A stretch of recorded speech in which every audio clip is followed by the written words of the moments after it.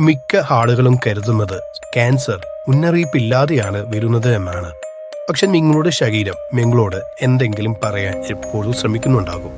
Cancer എന്നത് പലപ്പോഴും ഭയം കൊണ്ടുവരുന്ന ഒരു വാക്കാണ്.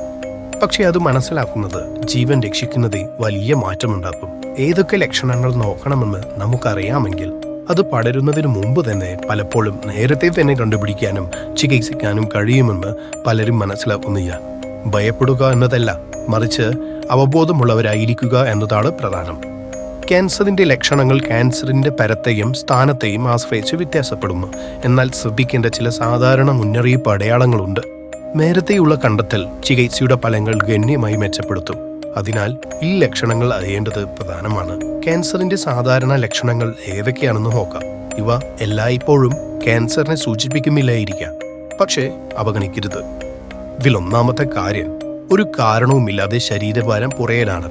കൂടാതെ സ്ഥിരമായ ക്ഷീണം, സ്തനത്തിലോ മറ്റെവിടെയെങ്കിലുമോ മുഴ അല്ലെങ്കിൽ തടിപ്പ്, ചർമ്മത്തിലെ മാറ്റങ്ങൾ, അതായത് കറുപ്പ്, മഞ്ഞ നിറം, പുതിയ മറുകുകൾ അല്ലെങ്കിൽ നിലവിലുള്ള പാടുകളിലെ മാറ്റങ്ങൾ, അതുപോലെ കുടലിലോ മൂത്രസഞ്ചിയിലോ ഉള്ള മാറ്റങ്ങൾ, തുടർച്ചയായ ചുമ അല്ലെങ്കിൽ ശബ്ദത്തിലെ മാറ്റം, വിഴുങ്ങാൻ ബുദ്ധിമുട്ട് അല്ലെങ്കിൽ തുടർച്ചയായ ദഹനക്കേട്, അസാധാരണമായ രക്തസ്രാവം അല്ലെങ്കിൽ സ്രവണം, ഉദാഹരണത്തിന് മലത്തിൽ രക്തം, രക്തം കലർന്ന മൂത്രം അല്ലെങ്കിൽ ചുമറ്റുമ്പോൾ രക്തം, കൂടാതെ സുഖപ്പെടാത്ത വ്രണങ്ങൾ, ശമനമില്ലാത്തതോ വഷളാകുന്നതോ ആയ വേദന എന്നിവ പലപ്പോഴും ക്യാൻസർ ലക്ഷണങ്ങളാവാം. കൂടാതെ നിങ്ങളുടെ കുടുംബചരിത്രം അറിയുക.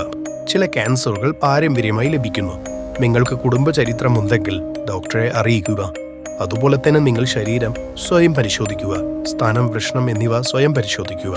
അസാധാരണമായ മറുകുകളോ അടിപ്പുകളോ ഇല്ല എന്ന് ഉറപ്പാക്കുക. അപകട സാധ്യതാ ഘടകങ്ങൾ ഉണ്ടെങ്കിൽ പൂർണ്ണ രക്തപരിശോധനയും ഇമേജിങ്ങും ചെയ്യുക. ലക്ഷണങ്ങൾ നേരത്തെ കണ്ടെത്തുക. അവ ഗുരുതരമാകുന്നതുവരെ കാത്തിരിക്കരുത്. ജാഗ്രത പാലിക്കുക. സുരക്ഷിതരായി ഇരിക്കുക. പരിശോധനയ്ക്ക് വിധേയമാകുക. ഈ വിഷയത്തിലെ മറ്റു സംശയങ്ങൾ നിങ്ങൾ കമന്റായി രേഖപ്പെടുത്തുക.